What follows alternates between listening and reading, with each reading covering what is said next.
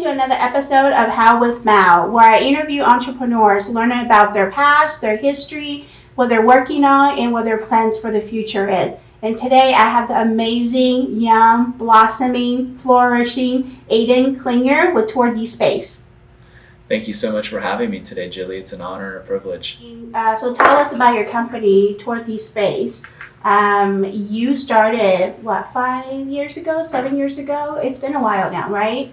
Yeah, so originally it was just kind of an idea back in 2017. What got me into this originally was I thought I wanted to be a realtor just like yourself, actually.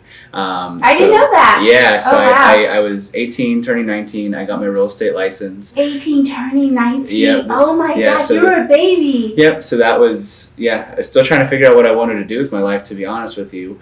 And so, got my real estate license thinking that was what I wanted to do. Started working for somebody as an assistant to a broker, and really just kind of learning the ropes and the art of the business, because as I'm sure you'll agree, when you get your real estate license, they teach you how to pass the test, not how to become a realtor. Right. So that said, I realized I needed a lot of time to really learn and actually gain experience, because I understand that no one's going to trust an 18 or 19-year-old with the largest investment of their lives, for most people at least. So that said, I was just kind of going through that phase. And then at the time when I was working for that individual as an assistant, I stumbled across, real estate photography and at the time Matterport 3D tours, which is really a new concept, and did some research. No one was really doing anything like that in this area, being Northern Nevada specifically. And from there I decided to find an investor and partner up and get my first Matterport camera. And that was really the foundation of the business. And over time I've just been able to grow this thing, and now we kind of like to identify ourselves as a full-service media and photography company, still specializing in real estate, of course. But I think, being able to have that diverse portfolio now and being able to do, anything from still photography and drone work and video productions and studio work, it's been really rewarding, and just, every day is different. And I take a lot of pride in how much it's grown so quickly, really from just an idea a few years ago to, now it's a team with, in a couple of different states. We've got an office now, we've got team members. It's kind of weird to think about it sometimes. Wow, I just learned some new information. I did not know that you wanted to be a realtor. I met you, and I'm gonna kind of go back on the timeline a little bit. The first time we met was my listing on Meridian. You came with your Matterport camera and your tripod, and it was a big house. I think it was like 4,500 square feet, 3 levels, and you did your thing, and that was really exciting. And ever since then, that's kind of how our relationship started. So going back then, you figured out Matterport as the next thing that was missing, that was needed in the local real estate market, or was that something that somebody introduced it to you? So I think as being an assistant to somebody working day in and day out, and mind you, he was also definitely a top producer both in residential and commercial. So I was really realizing very quickly what were the gaps in the market and how could it be done much differently. So I'd like to think that like Northern Nevada and our market here locally, we're a few years behind from some of those larger metro areas, I would say. So it was kind of easy to look at some of those markets like San Francisco or Los Angeles or New York, and see what they're up to in terms of how are they, marketing their listings, and how are the top producers staying the top producers in those areas. So I realized, especially in 2017, photography or any, virtual tours, anything of that sort, investing in, marketing for a listing it was kind of a niche thing, and it was really only left to kind of a distinctive demographic of the market. So meaning like, top producing agents, it was for, people with higher end listings, or maybe it was for a specific client or somebody special. And so I really wanted to repurpose the approach and come up with a different idea when it comes to how can I make this more of a mainstream concept. And over time, especially early on, I spent so much time educating people on why is this a value to you? Why is this so important? And I think that's what kind of evolved into the business model that we have today of the bill through escrow model, and paying nothing until it sells. Because I realized how much time, money, effort, resources goes into a listing before you're even sitting across the table with a seller signing paperwork. So I realized that, again, photography being left to kind of that exclusive market, it wasn't attainable for that newer or mid-level agent. And that's really where the idea came from, where it's providing you with that value, let the work do what it's supposed to do, which is, get more feet in the door, more serious buyers, and then pay me once it sells. And maybe this comes off arrogant, but I hope it doesn't. I'd like to think just that business model and concept and the amount of time that we spent early on educating people on the value of photography and some of these services that we do has really made it much more of a mainstream product here locally, at least. Maybe some of the competitors don't necessarily like that business model, but I do think that it's been a service and a benefit, not just for us personally here at Tour de Space, but I think for the general industry as a whole. Yeah, going back to 2017 back then, and I was newer to the business as well, so I really cannot recall whether or not there was any other player in town doing the 3D Matterport. I just know that you were my go-to person because I knew that you did it. And then also the build through escrow model, the business model, was very, very beneficial to realtors. Cash flow is always a concern, and you do pour a lot of marketing, besides the photography and the videos and, all that aside, you put a lot of money into marketing on, other things such as, ads or postcards or, depending on the level that you want to go to market that property. So I think that's very, very cool, very smart of you to, say, hey, we are missing this piece in our market. We need to provide the service. And how can we even go above that and, provide the service at a no risk, to the agents, so that they're more inclined to do more of this. They're more inclined to do your higher packages, with more services and things like that. So I think that's really, really cool. So talk to us about, the business side of it. We learned so far that, this is something that you really enjoy. You found a special niche, you found the market, you found the business model. So what about the business side of it? How are you handling being a business owner at such a young age? Yeah, it's been, especially in the last year or so, I would say it's been a lot of lessons learned, more so the hard way, often than not. Because I think what got me into this, was having, finding that passion at such a young age, being 19 and 20 and then realizing this is what you want to do for a career. It's a cool feeling because, I know people that are in their 40s and 50s, that still haven't figured out what they want to do. So I felt so blessed and grateful that was something that I found at so early on and had, great success and great feedback and was building such amazing relationships so quickly. And now as the business grows and scales year to year, which is obviously a blessing in itself too, I think, it's been interesting because I think I've really had to change mindset more than anything, into more of, again, a manager and a business owner as opposed to a photographer. I really had to put it in my head of like every time I'm spending, unless it's some really crazy, large, excessive, time consuming project, every time I'm spending out in the field taking photos, I'm holding back the business and I'm impeding the growth and success, not just for me personally, but for the company and everybody that's involved in this too.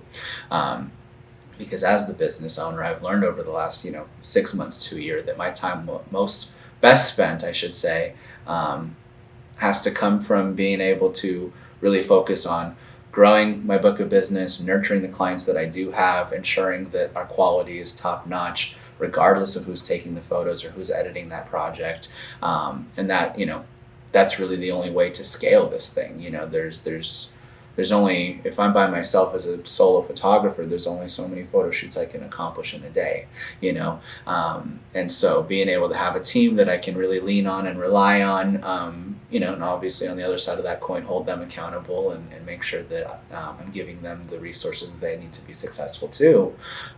It's definitely been a learning process, no doubt. I do think that, one of the biggest things I had to adjust and take a long, hard look at over these last 6 months to a year in this transitionary phase of being more of a manager and less of a photographer has been just evaluating all of our systems, because I think I had systems in my head that made sense, but then it was like, to give you context, from 2022 or 2021 to 2022, we doubled our sales and volume, Wow. and so again, a blessing, but I think I watched single-handedly one by one every single system that I thought was scale-proof break in half, and I was growing pains. Yeah, exactly. Those very much so growing pains. So I realized that there was a lot of stuff that didn't work as efficiently or as productively as it could be, So really overhauling all of that stuff and leaning on my team to give me that feedback of like, does this work? Does this make your life easier? Right. Does this allow you to be a better asset to the company, for lack of better words? All of those things were really important questions that I had to ask myself. Because it wasn't, again, I have to, every decision I make with the business has to take into account not just myself personally, but everybody that's involved at this point, whether it's here in our branch in Reno or our operations in Ohio. Every decision has to benefit everybody in some way. It has to make sense on a business level. Yeah, exactly. So I think for me, that's been the largest learning curve more than anything. I see. So what keeps you up at night? Don't ask me that. I go deep. I go very deep. A lot. I think I have kind of a big issue, I would say. I'm getting better at it, but I have a hard time really stopping and smelling the roses. Yeah. So not to say I'm necessarily a pessimist, but I think that I run into a lot of scenarios where it's like, cool, I hit this goal, but what's next? Like, right. Where do I go from here? Right. And so I think that's what keeps me up at night, or feeling like always moving forward. What's next, and how do I take it to the next level with your business? Yeah, exactly. So I feel like there's a lot of times where I'm just constantly in this striving for what's more, what's next, and I think that more than anything is what keeps me up at night. In terms of the day-to-day stuff, I think that used to give me a lot of anxiety and panic and hysteria early on. I think something that I've grown out of that I'm very proud of personally is being kind of that yes man. I think I always wanted to try to just make everybody happy, and I always, was trying to jump through everyone's hoops to try to fulfill those things, but then I found myself very quickly burning myself out, growing potential resentment for clients because, and you still can't deliver, you cannot meet their expectation, if it's some, out of whack expectations, and then no one's happy and everyone's sour. Correct. And I think not just in photography, but just business in general. Right, like you right. have to set boundaries from the get-go. Right. Otherwise you're going to fall into that trap of being that yes man, and then you're putting everyone else's wants and needs and concerns before yourself, and then you've burnt yourself out, and then you potentially grow that resentment for that individual, and then you get to a point where you don't even want to work with that person. Right. And you could have just had that difficult conversation from the get-go, and it could have been much easier and a more beneficial relationship long term, So I think that's something that over the years I've definitely grown out of. Again, it's just, some of those bigger things of like, am I doing enough? I think is the biggest thing that keeps me up at night. To go back to the original question. Yeah. I know that was a long-winded way of saying it. So. No, I think that's very insightful, especially for other entrepreneurs that are listening to this or watching this, is that you're going to go through the growing pains, you're going to have to set boundaries, and that's what you just talked about. Boundaries are very, very important. You have to know what's within your capability, what's the best for your business, and we all kind of fall into that trap, in the early stages of your business, to kind of just say yes to everything because you never want to turn down an opportunity.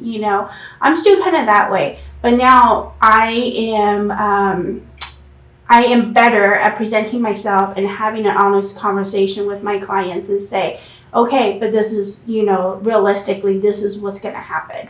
This is what will kind of be the most effective way of doing certain things. So yeah, I think that's great that, those lessons have already been learned, and you're just building on that. So I don't know about you, but marketing keeps me up at night, so what do you do for marketing?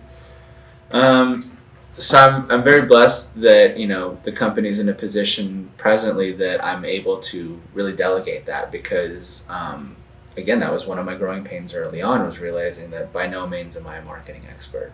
I think my strong suits, and that was something that I've identified over time, and it changes. It's a moving target, of course, but I think where I thrive is in that face-to-face interaction, and when I can go get a coffee or a lunch or get in front of you for a brief presentation. I think that's really where I thrive, and that's where I see the most success in my business growing. But I also realize that there's a back end side to that, a digital side to that almost needs to be, I guess, a reiteration of what I'm showing you face to face, and so that's really where our marketing comes in. And I went through a lot of the trials and errors with hiring it out through a third party or different agencies and things like that.